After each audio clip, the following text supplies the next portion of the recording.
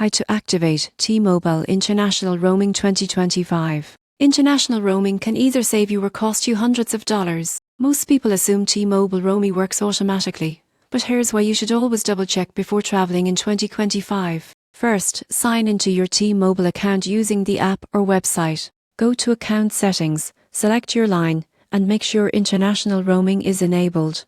This step is critical and often overlooked. Next, check your plan benefits. Many T-Mobile plans include free international texting and low-speed data in over 200 countries. Faster data passes are available if you need more speed. Before you leave, turn on data roaming in your phone's cellular settings. Without this, your phone won't connect overseas, even if roaming is enabled on your account. Once you arrive in another country, restart your phone.